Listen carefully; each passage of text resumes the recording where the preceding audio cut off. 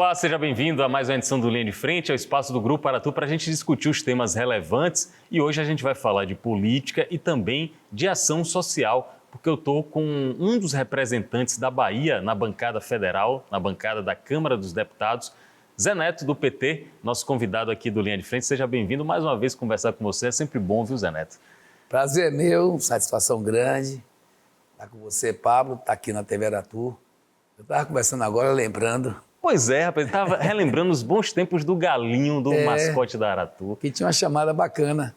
E eu era estudante da Faculdade de Direito quando a Aratu era a Globo no passado. E quando quem comandava a Aratu era um professor meu. Que era Milton Tavares. Milton Tavares. Milton Tavares. Me lembro do dia que rolou a confusão toda. Que mudou, né? Saiu da concessão da Globo. Tinha uma música bem conhecida, televisão é Aratu, Canal 4, Aratu é o 4. Isso aí já se vão praticamente 40 anos. Aproximadamente 40 anos, exatamente. Você era estudante de Direito. De Direito aqui na Federal. Aqui na Federal, formado deve ter sido 87, por aí. Foi isso mesmo. Foi na época que teve uma situação indesejada, mas que, graças a Deus, hoje estamos bem aqui, afiliados ao SBT. Não, tranquilo, vocês hoje não. Tá tudo legal. Tudo em paz e eu acho que ele já deve ter falecido também, o professor Milton. Já faleceu já, que já era bem idoso quando ele estava com a gente. Quando você está na faculdade de Direito da UFBA, você já está na militância política estudantil? Foi isso que me trouxe para a política. Eu, Robson Almeida, então somos da mesma faixa. Alice Portugal. Olha que geração. Ariel Faia, Bira Coroa, Jorge Sola, Amauri. O DCE devia pegar fogo, né? Quem mais, gente? Lites da Mata. Todos nós ali vivíamos naquele período, naquele mesmo momento. Almoçávamos no restaurante universitário e a gente tinha... Aquela geração era uma geração diferenciada do ponto de vista da política. E nós pegamos o quê? A mudança... Primeiro veio a abertura democrática que aconteceu ali mais ou menos em 79, né? Depois veio os anos 80, quando as coisas foram começando a abrir, os partidos foram criados e a gente teve a direta já em 84, todo mundo participou ativamente naquele momento.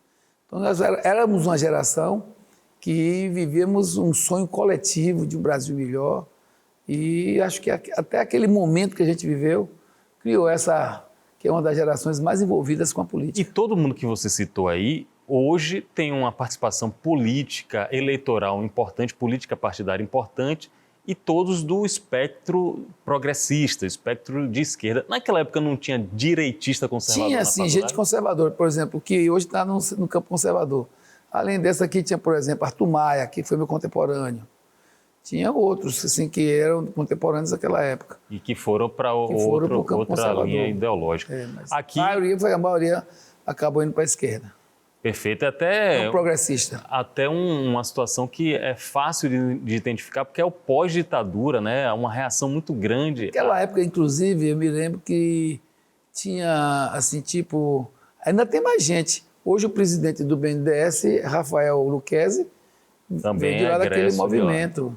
O Vladson, que é aqui da FIEB, que é consultor da FIEB, é um superintendente da FIEB, parte de economia, ele é muito bom, também veio daquele tempo. O próprio José Serra, que foi candidato a presidente, era presidente da UNE também, uma geração anterior. Hoje a gente tem Lindenberg Farias, que está lá hoje com a gente. Muito bem, o líder dos cara pintadas. A gente vai conversar aqui com o Zé Neto sobre o trabalho dele na Câmara dos Deputados, na Câmara Federal, sobre tudo que ele já realizou também na Assembleia Legislativa. Ele já foi vereador em Feira de Santana e é pré-candidato à Prefeitura de Feira de Santana mais uma vez. Antes, Zé Neto, da gente falar das questões locais, vamos falar do macro, do nacional. Você participa de comissões importantes, uma delas discute a questão do comércio e do comércio eletrônico. Como é que está essa situação depois que houve taxação, houve uma reação da sociedade, mas já conseguiu equilibrar, por exemplo, a arrecadação em relação aos produtos que são comprados fora do Brasil? Eu lá sou vice-presidente da Frente Parlamentar do Comércio e Serviço, vice-presidente da Frente do Empreendedorismo, são duas frentes muito grandes, muito focadas na discussão econômica, principalmente no setor produtivo, como uma frente que busca o fomento e o desenvolvimento da economia e dos setores produtivos. E também sou membro efetivo e titular da Comissão de Desenvolvimento Econômico. Eu venho acompanhando, sim, esse movimento que nós chamamos de e-commerce. E-commerce são as vendas que são realizadas dentro da internet. Vocês terem noção, aqui no Brasil, cerca de 72% de tudo que é vendido na internet vem de onde? De fora? Vem da de fora China. do Brasil. Vem de fora do Brasil, de outros países, especialmente os países da Ásia e China. Então, é uma coisa grande. O ano passado se fala num movimento de 62 bilhões. Hoje nós estamos aproximadamente com 17 milhões de envelopes por mês. É muita coisa. Vamos fechar o ano esse ano com mais de 200 milhões de envelopes. Pra vocês terem noção do que é, hoje nós estamos em 2024. Pois bem, 2014 para cá, o movimento dentro da internet cresceu 7 vezes e vai chegar a 8 vezes esse ano, tudo indica.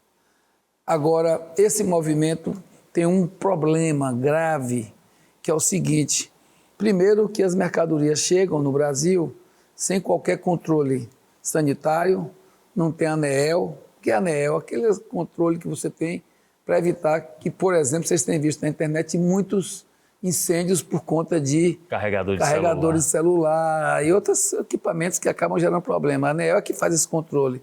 Só é vendido aqui no Brasil alguma coisa na área elétrica se tiver o controle de qualidade.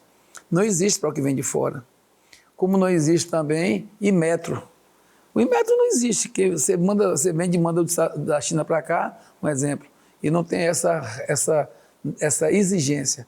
E além disso, tudo que é vendido até $50, algo em torno de R$250, que representa hoje mais de 75% de tudo que é vendido na internet. Não é taxado. Não é taxado, não tem taxação. Passou até agora, há menos de um ano, a cobrança de ICMS, que é de 17% em todos os estados do país. Inclusive na Bahia, eles estão pagando a menos do que os baianos, que quem produz na Bahia paga 20,5%. Olha aí. E que estão pagando 17%. E não pagam os outros impostos, que na verdade são os impostos federais. Uma questão importante, sim. E isso é uma coisa que chegam sem controle. E agora, só que por trás disso tem uma briga política, porque quando Bolsonaro tentou lá no governo passado fazer com que a base dele voltasse para evitar que pelo menos essas vendas até $50 fossem taxadas. Eu diria taxadas não, porque hoje a partir de $250 a taxação é de 60%, tarifação para tudo que é importado. Se comprou alguma coisa importada, você paga em torno de 60%. Nesse caso do e-commerce, até $250 você não paga nada. R$250, mais ou menos. $50. É, $50. Dá em torno de R$250, mais ou menos. E aí eles tentaram no governo passado e não conseguiram. Me lembro até que o autor do projeto era Alexandre Frota. Não conseguiram, porque eles não conseguiram, tinha um lobby muito forte dentro da Câmara. Hoje esse lobby cresceu e alguns deputados da extrema-direita defendem, inclusive, que amplie esses valores. Só que está dando um baque muito grande na economia, na arrecadação, na geração de emprego e renda, e vem criando muitas dificuldades realmente. E é exatamente um contrassenso, como o deputado acabou de falar. Às vezes, o produtor aqui local é muito mais taxado do que um equipamento, um produto que vem de fora. Sabe o que aconteceu agora nesse ano? Sim. Uma coisa grave. Uma fábrica de celular, não vou dizer o nome aqui, ela deixou de produzir no Brasil e está produzindo poucos quilômetros depois da fronteira. Ela produzia no sul. Tinha uma fábrica. Olha o emprego indo embora. Ela está agora produzindo no Paraguai. Olha aí. Ela entra aqui, paga 17% e não paga os outros impostos. Tá aí. Então, o celular é vendido barato, ou então ela vende os compartimentos e aqui monta. É bom que a gente saiba das coisas aqui conversando com quem está acompanhando lá no centro do poder. Uma outra questão que diz também respeito a todos os baianos e, sobretudo, ao deputado Zé Neto, é a questão das rodovias, principalmente a BR-324, que é pela concessionária Via Bahia e que o senhor trafega muito. Eu acompanho o Zé Neto nas redes sociais. Você passa umas 20 vezes por semana nessa rodovia. Vezes. Como é que está o estado da BR-320? Olha, no passado, eu me lembro assim, que eu e o ex-senador Walter Pinheiro entramos com várias ações, conseguíamos liminar, quando chegava lá na justiça, a gente perdia as liminares numa segunda instância. Por quê? Porque esse contrato, na verdade, desde o início ele tem problema. Foi um contrato feito por menor preço. É o preço mais barato que tem de concessionária de vias no Brasil hoje, é esse. Só que esse menor preço não previa a executibilidade do serviço. E previa também que a cada 5 anos teria que ter um reajustamento contratual. Chama o equilíbrio contratual. Chama isso de avaliação quinquenal. Já vai se fazer 15 anos e até hoje não tivemos uma. Então, a luta judicial ficou grande. Hoje você pode dizer assim, devem existir aí, sei lá, umas 10, acho que são 9 ou são 10, eram 9. Mas me disseram que tem outra também andando aí. Ações contra eles. Sabe quantas chegaram na instrução? Nenhuma. Por que isso? Porque todas vão ficando nessas situações que acabam discutindo aí as preliminares, acaba parando no tribunal, vem aí as discussões com os agravos, as matérias são complexas, resultado é o perde-perde. Eles não têm avaliação quinquenal, portanto o contrato desequilibrado. Do outro lado, as multas são grandes pela NTT e pelo DENIT. Por outro lado, as rodovias estão péssimas, principalmente a 324 e 116, não estão boas. E aí eu fui um dos que, nesse processo, inclusive, tentou uma solução que parece que agora está andando. Que lá em feira a gente propôs o seguinte, se fosse o caso, a gente vê uma nova recomposição desse contrato. Como está aí, é a justiça que tem que resolver. É um perde-perde. Eles também não estão ganhando, é perde-perde, porque tem que pagar multa, tem que não sei o quê. Confusão grande. Sim. Bolsonaro além da imagem tá no governo passado, eles tentaram era Tarcísio, o ministro dos transportes, hoje tentaram governador de São Paulo, via decreto extinguir o contrato. Ao Barabadá, no mesmo dia, a Bolsa de Valores faz o quê? Mergulha. Por quê? Porque é crise. Crise e outra coisa, você acaba criando um problema jurídico. E vocês sabem que para investir no Brasil você tem que ter o quê? Segurança jurídica. De repente, se você diz, olha, eu fiz um contrato, mas eu quero rescindir agora, sem ter cumprido a parte do Estado, que o Estado não fez as avaliações quinquenais. Tinha repasses de BNDES também que me parece não foram feitos adequadamente. Então era um pepino. Qual é a solução que está sendo feita e gestada lá? Inclusive a Casa Civil ajudou muito, o ministro Rui Costa, o Marcos Cavalcante, trabalho aqui com ele, todos ajudaram com muita lucidez. Qual é a saída? O ministro Renan, a saída é o seguinte, não só para essa Via Bahia, mas para diversas outras no Brasil, que dá um cômputo de algo de torno de 96 bilhões, o que é que eles vão fazer? Vão fazer as gestões. A Bahia, por exemplo, 8 bi em 5 anos. Se eles investirem 8 bi em 5 anos, a cada ano esse contrato for ajustado e avaliado em 3 meses, para cumprir o quê? Um roteiro. Então é 8 bi. Tem que fazer o quê? Tem que fazer o contorno lá de feira na Nord. Tem que fazer o quê? Duplicar uma parte que está faltando duplicar. Ou fazer pista tripla. Está faltando o quê? Está faltando a passagem do Viveiros. Isso tudo está no escopo, ou seja, no que foi pedido pelos municípios. Os municípios foram ouvidos, o Tribunal de Contas deu os votos favoráveis a fazer essa renegociação. Agora tem o seguinte, é uma previsão de 8 bi, me parece que são esses valores, 8 bi em 5 anos. Se eles não cumprirem a cada ano o que está estabelecido no cronograma, aí quem vai dizer se o contrato segue ou não é mais a Justiça, é o próprio TCU, em cima de regras que são rigorosas, eles também têm que topar. Eles toparam, o grupo, quem comanda a empresa, o consórcio, é um fundo, grupo canadense, um né? fundo de canadense. investimento dos bombeiros canadenses. É um fundo previdenciário de recursos que vem dos bombeiros, um fundo previdenciário. Então, o que nós estamos esperando? Já começou, inclusive, a caminhar lá no TCU. Nós temos dado muita pressão nisso, viu? Aqui na Bahia também, a Assembleia dado, tentou. todos nós temos dado pressão, porque tem que encontrar uma solução, Pablo. Eu espero que agora o Tribunal de Contas, não só com relação a essa do Via Bahia, mas com relação às demais, que encontre a solução definitiva. Se eu não me engano, são 11 no Brasil, parece, com esses problemas. Agora, é uma situação que você vai fazer um novo contrato, com uma avaliação contratual estipulada, E quem com vai ser, metas, né? E quem vai ser o fiscalizador desse processo todo vai ser o TCU, que tem independência, Tribunal de Contas da União, e eu espero que a gente possa com isso sair do problema. Agora, se não sair do problema, em um ano acaba a confusão. Como está aí na justiça, você vai passar 10 anos e vai estar nessa confusão de puxa-estica, todo mundo perdendo. Eu espero que a gente tenha uma solução e o governo Lula, junto com a Casa Civil, o Ministério dos Transportes, absorveu essa solução. Eu espero que seja realmente uma solução que melhore a vida de quem na ponta utiliza essas estradas que eu mesmo utilizo todo dia. Pois é um dos usuários. 3, 4 vezes por semana. E paga caro, não é de graça o serviço que está sendo prestado. Zé Neto, deputado federal pelo PT, nosso convidado aqui, está conversando sobre as questões que envolvem a Bahia, também na Câmara Federal, e as questões locais. O senhor usou um termo que, para mim, é um termo interessante. Perde-perde. Eu conheci o ganha-ganha e o perde-perde é aquele que todo mundo sai arrasado, todo mundo sai perdendo.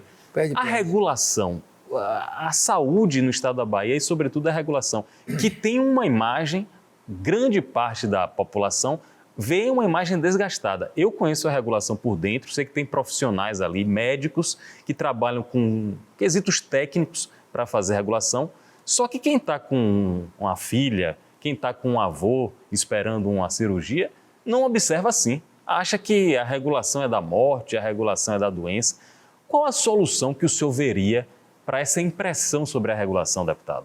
Olhe bem, eu atuo muito na saúde. Faço muitos investimentos de emenda. Desde quando eu era líder de governo, eu sempre achei que saúde é um tema crucial para o Estado.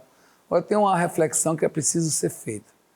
O que se deve fazer é melhorar a regulação. Muita gente fala assim, tem que acabar com a regulação.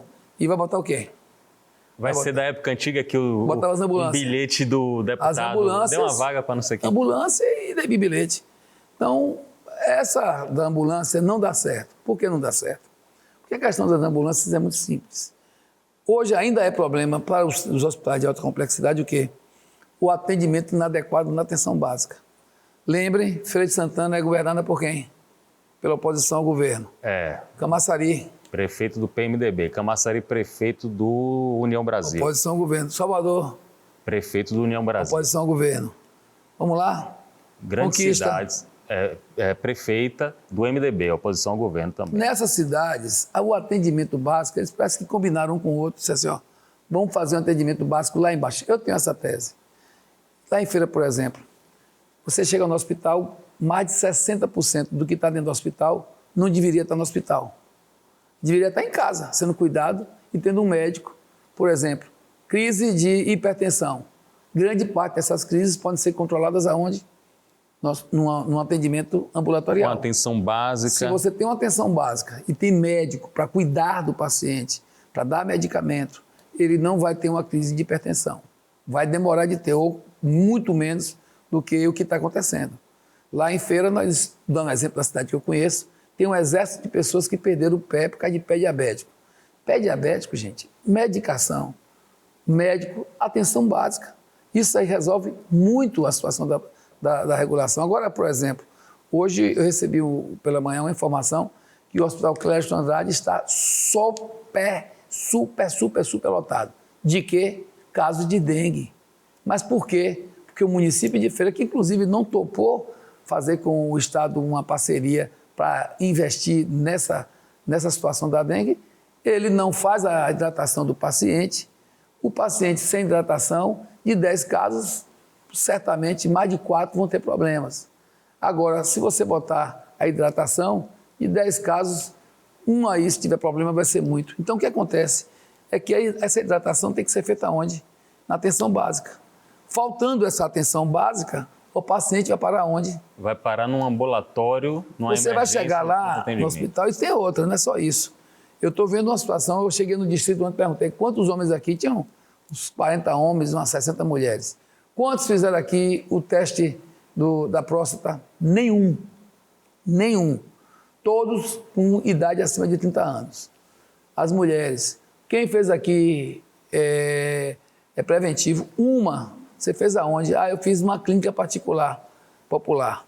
Então, se você não está tendo preventivo, se você não está tendo atenção a essa situação de atendimento básico, aí é claro que você vai ter problema. E minha cidade é um caso muito interessante, porque, por exemplo, se você analisar no estado, uma das áreas de maior investimento do governo é onde? Na saúde. Na saúde. Aqui a gente fez o HGE2, foi assim? Lá o Cléston Andrade ampliou o hospital Roberto Santos, fez o hospital do subúrbio, que é um hospital extraordinário aqui, não foi assim? Em Salvador. Foram 36 hospitais construídos no interior. No interior, você tinha 9 leitos no Cléston para praticamente quase todo o interior. Não tinha Juazeiro, que hoje tem mais de 30 leitos de UTI. Não tínhamos, isso depois de Wagner tudo, viu? Wagner para cá. Não tínhamos Irecê, que tem mais de 30 leitos. Não tínhamos o Santo Antônio de Jesus, que tem mais de 40 leitos hoje, quando bota a Santa Casa, que a gente também está lá ajudando. Não tínhamos Itaberaba, não tínhamos Chapada, não tínhamos Ilhéus. Tudo hospitais grandes. E vem cá, e por que a gente faz tanto investimento em alta complexidade e a gente continua com um grave problema de regulação que tem que melhorar? Por quê? Porque a atenção básica é basicamente das grandes cidades que estão na oposição, que trabalham dia e noite para que os hospitais sejam cheios. Me parece que é isso. Eu entendi. Não me parece que eles tenham... Eu entendi até bom um argumento de que a atenção básica está falhando. Claro. Agora, não sei se é proposital, aí não sei se é deliberado. Você não pode falar isso, eu posso. Você não vai dizer isso, mas eu vou dizer, em grande parte, para mim, é um desleixo proposital. A palavra é essa, porque não é possível, por exemplo, que você tenha uma crise de dengue em Feira de Santana e não tenha um hospital, não tenha posto de saúde atendendo para fazer hidratação adequadamente. Quer ver uma coisa? Uma cidade como Feira o Hospital Dom Pedro de Alcântara, que é o hospital de lá da cidade, é um filantrópico, mantido pela Santa Casa de Misericórdia. Quem está fazendo praticamente a gestão é o Estado, porque o município só compra a tabela SUS. O ano todo deve dar 50 milhões. Um hospital de alta complexidade, não dá para nada. Uhum. A gente faz convênios lá, são 8 convênios, agora vai para 10. Os leitos de UTI que contratam a gente, eu botei lá 12 milhões de reais de emenda, inclusive estão construindo agora um centro de atendimento muito interessante, porque lá também vai ter um atendimento ambulatorial para os pacientes que saem de lá. Lá faz transplante de rins, lá agora está fazendo alta complexidade cardíaca para regulação. Aí eu lhe pergunto, como é que o município de Feira, com quase 700 mil habitantes, não tem um hospital geral municipal para fazer pelo menos as cirurgias de média complexidade, cirurgias menores, fêmur, hérnia, sabe? As cirurgias que são mais simples. Então, não tem. Então, sobrecarrega o quê? A regulação do Estado. Então, vamos colocar de outra forma agora. Na condição de deputado federal, o senhor também está em pré-campanha para ser prefeito de Feira de Santana. Caso o senhor venha a ser eleito, é uma prioridade colocar a atenção básica do município a serviço da população? Total. Olha, não só isso, é preciso ter esse encaixe. Você tem várias faculdades na cidade. Feira de Santana, a cidade que tem hoje é uma cidade universitária.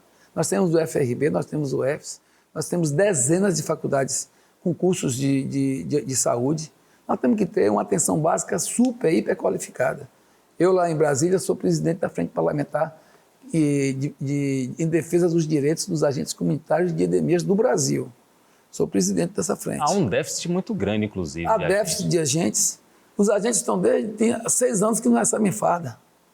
Que não recebem equipamentos adequados. Para receber o piso lá atrás, passaram 4 anos sem receber o piso da categoria. Não tem o respeito que merece. A atenção básica, eu digo a vocês, Feira tem que ter, em cada distrito da cidade, são 8, tem que ter, sabe o quê? Uma UPA qualificada, de alta especialidade, alta complexidade, boa, não qualquer coisa, como tem lá, em alguns casos. Lá em Feira tem 3 UPAs, quem levou foi a gente. Levamos uma do Cléston e arranjamos 2 para o município. Na época era solo o secretário, eu era deputado, fui para cima, junto com o Wagner, e Lula liberou. Foi o que teve lá em 24 anos. Hospital geral não tem, então tem que ter um hospital geral municipal, em cada distrito tem que ter uma UPA especializada e um centro de atendimento, gente, ambulatorial, com medicamento. Porque a cada R$1 que você investe na atenção básica, você economiza R$6 na alta complexidade.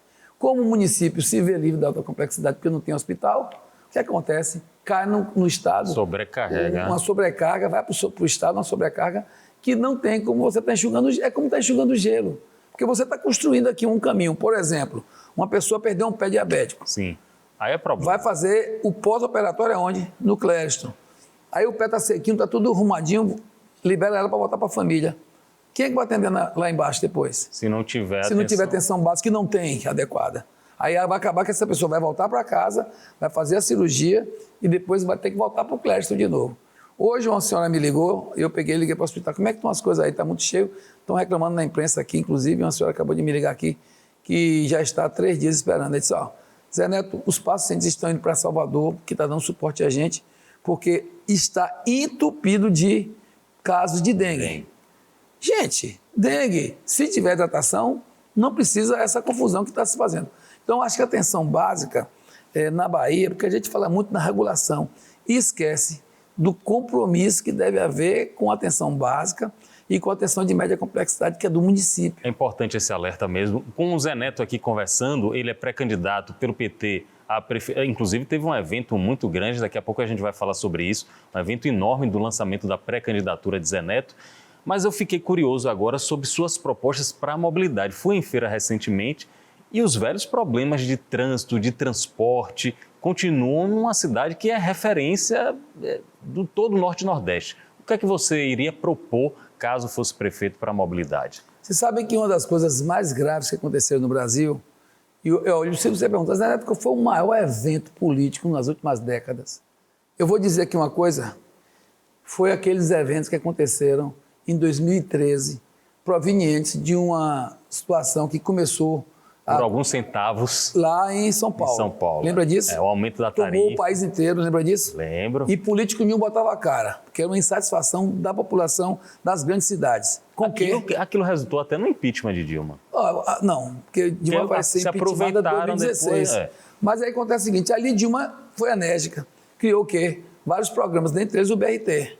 Lembra? Lembro. Eu fui, junto com o Wagner, lutamos para que Feira tivesse o BRT, que ajudaria muito o transporte coletivo da cidade, que o BRT era o quê? Você saía do centro da cidade, ia para o Tomba, que era o maior bairro da cidade, por vias expressa, né? expressas. Um caminho exclusivo. Só para ônibus. Você ia para a universidade, você ia para o Campo Olímpico e você ia lá para a Tesoura. Você cortava a cidade e tinha um corredor central, que inicialmente seria na Getúlio Vargas, depois estudando com as universidades, com o pessoal do trânsito, com o pessoal da Polícia Rodoviária, ficou certo que seria lá na Avenida Central da cidade, não mais na Getúlio Vargas, mas seria na Avenida de Contorno, passava pela Avenida de Contorno e descia ali pela Presidente Dutra. Que tem até as estações lá, né? Exatamente. A Presidente Dutra é aquela via que você tem a rodoviária, você deve conhecer a Feira, lembra que tem a rodoviária ali. E ali dava para você fazer mais uma pista sem atrapalhar nada. Isso você ficava pista de ônibus de um lado, pista de ônibus do outro,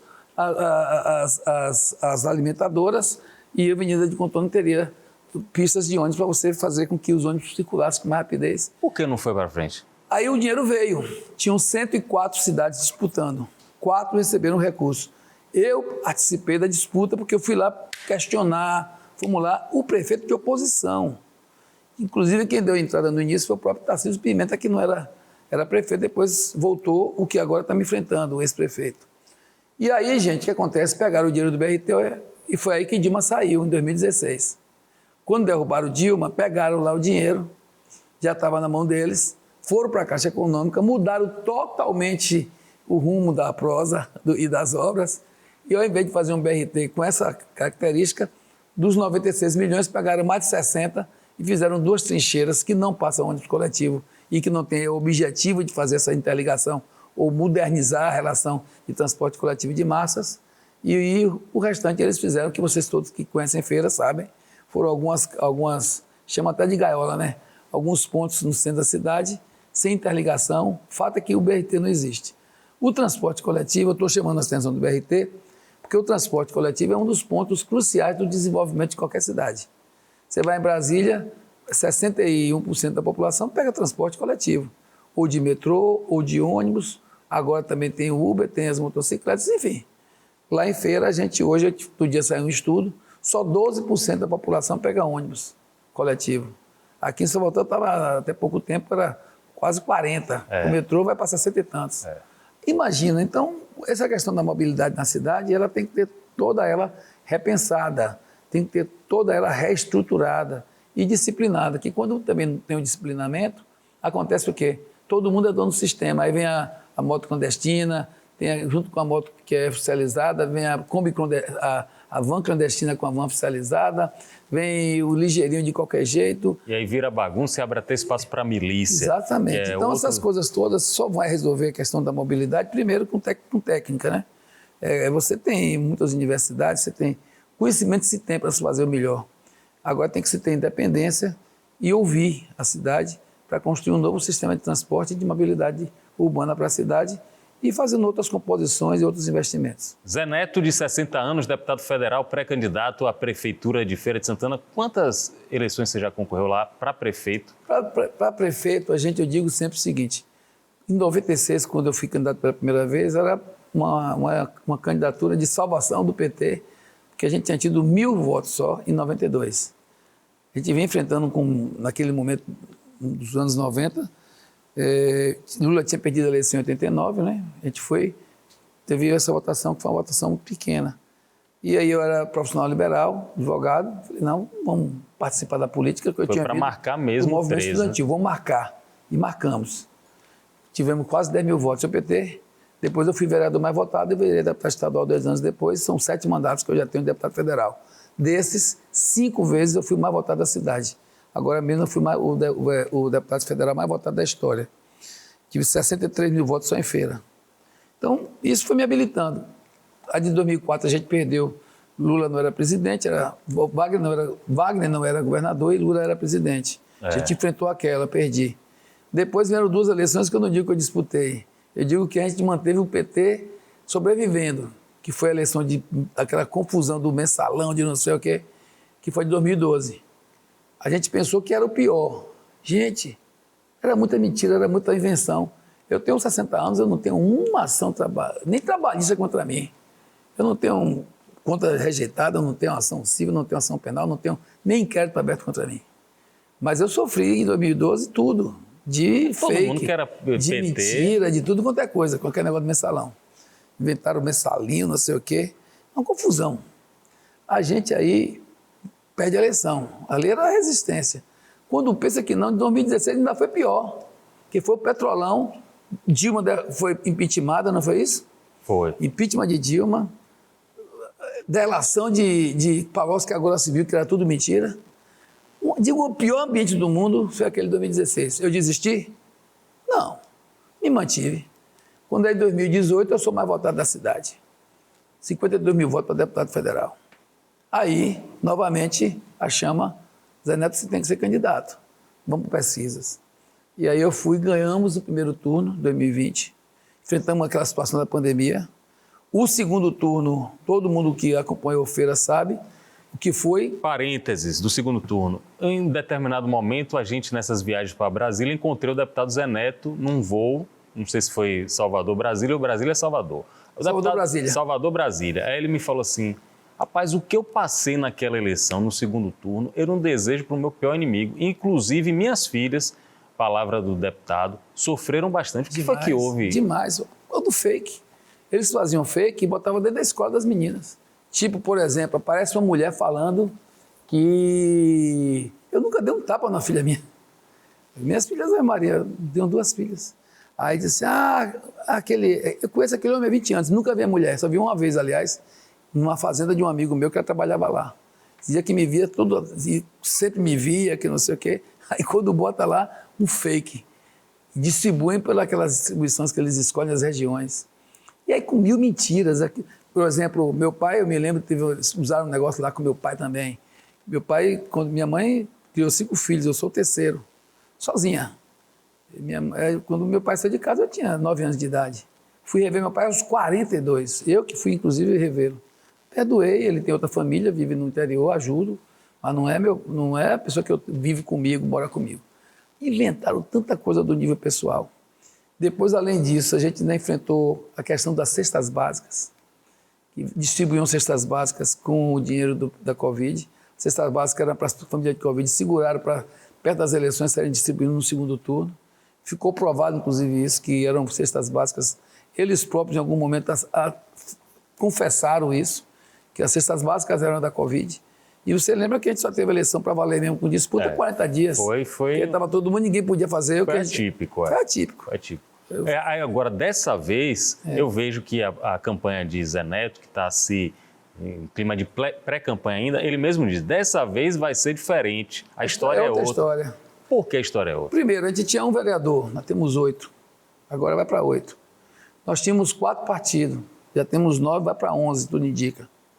Nós tínhamos uma situação de acúmulo, diria você, eu ganhei a eleição no primeiro turno, a gente de pé fazendo política, ganhamos na política.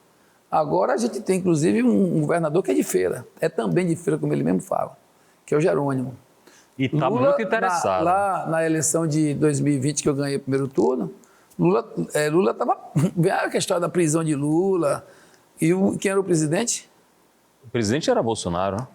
Imagina, a gente enfrentou ainda essa pegada aí de bolsonarismo em alta frequência.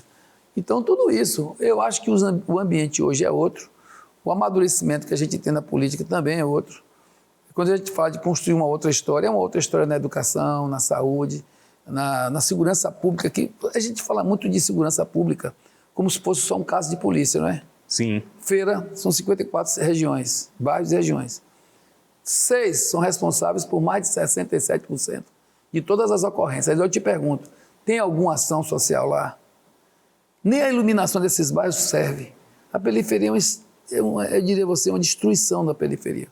Então a gente tem o que propor, mas eu acho que a gente tem o que é melhor na política, que eu mais aprendi nessa caminhada minha. Fui líder de governo 8 anos, fui vice-líder 4 anos do PT nacionalmente, sou presidente lá de 4 frentes parlamentares, a de cartórios, a de despachantes, a de autoescolas, que agora estamos fechando, e também a de agentes comunitários de saúde e de endemias.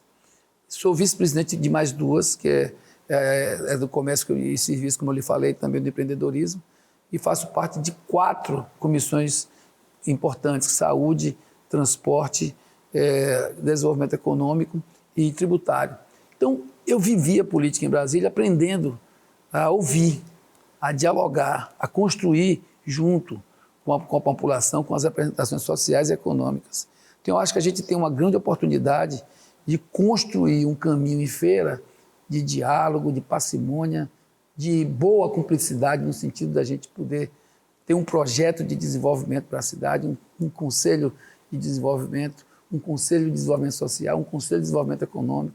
Em determinados momentos, a gente pode juntar as peças para dialogar ambos em busca de saídas e melhorias para a cidade, buscar resolver problemas críticos, como você falou agora há pouco, sobre a questão da mobilidade urbana. Tem escola na minha cidade hoje, infelizmente é isso, que funciona dia sim, dia não, principalmente nos distritos. Por falta de professor? Por falta de professores, por falta de atendimento e também por falta de responsabilidade de alguns. Então, acho que a gente tem um momento especial, tem um time bem montado.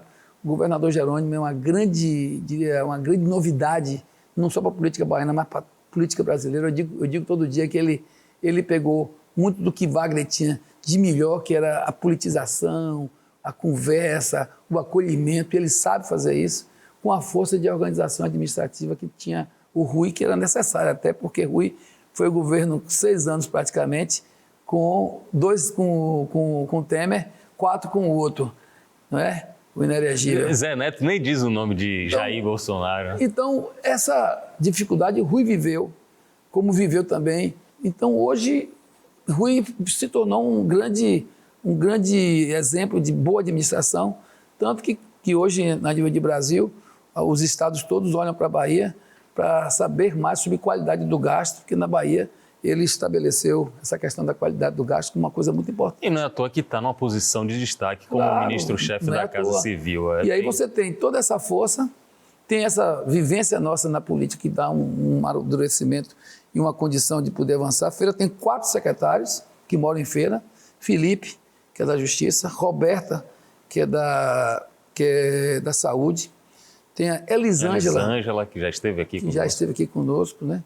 Então a gente tem o governador Jerônimo e tem o secretário Ângelo Almeida, que é de lá também. Econômico. Então são 4 secretários e um governador. É um foco importante. Imagina, então, a cidade, a gente hoje pode dizer à cidade, está na hora de Feira sair do isolamento, está na hora de Feira dialogar mais com todas as esferas, mas fundamentalmente está na hora de construir uma outra história juntos, setor produtivo, setor de desenvolvimento social, setor laboral, representações da cidade e com um prefeito que possa ouvir a cidade para construir esses caminhos de forma compartilhada. Deputado Zé Neto, 60 anos, advogado, deputado federal, já foi deputado estadual, já foi vereador, está concorrendo como pré-candidato à Prefeitura de Feira de Santana. Nosso convidado aqui do Linha de Frente. Antes de terminar, deputado, eu acompanho a trajetória política do senhor, principalmente quando estava aqui na Assembleia Legislativa, o senhor líder do governo, muito impetuoso, o senhor era aguerrido, era temido às vezes, subia naquela tribuna, muitas vezes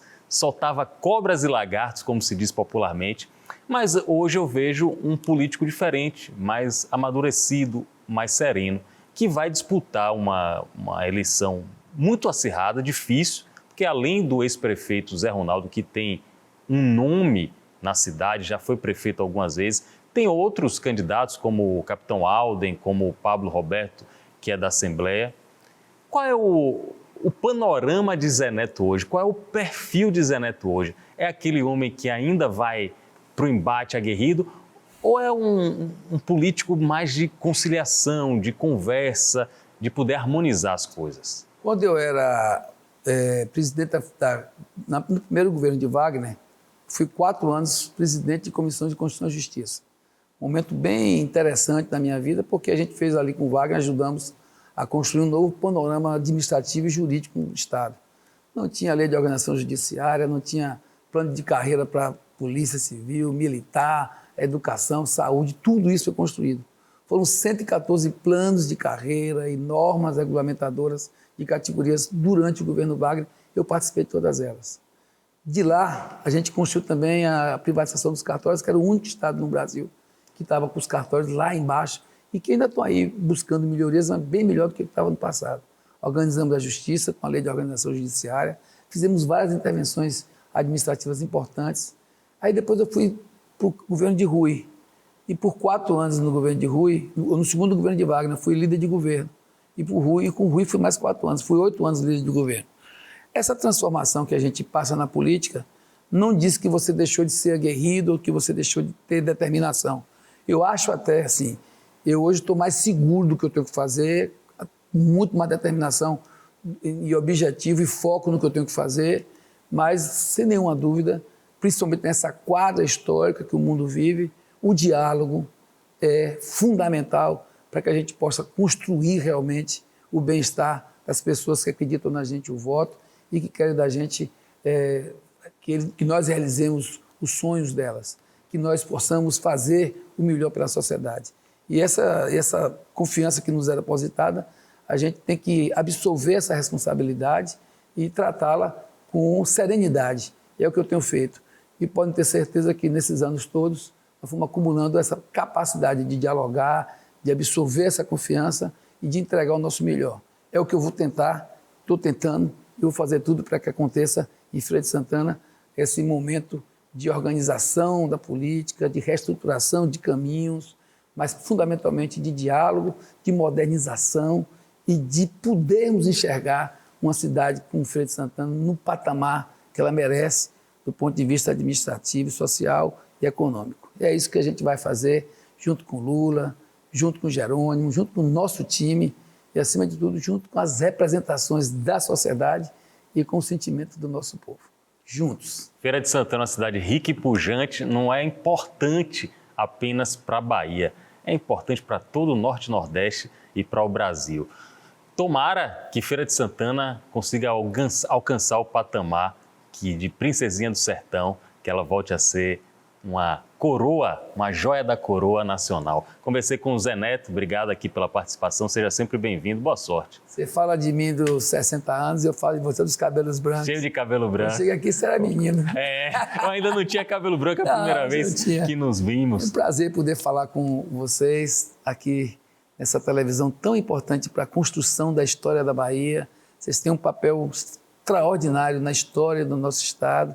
Quando eu entrei ali, me lembrei logo do meu professor Milton Tavares, professor de Direito Comercial da Universidade Federal da Bahia, da Faculdade de Direito, que era quem comandava aqui o início de todo esse sonho chamado TV Aratu. Então, parabéns a vocês e vou estar sempre aqui à disposição e sempre disposto e sempre podendo com vocês fazer um bom debate. Obrigado. Milton Tavares, que junto com mais 3 baianos ilustres construíram aqui a Aratu, não só no conceito, na ideia, mas também na execução. Exatamente. Obrigado a todos pela participação e até um próximo encontro.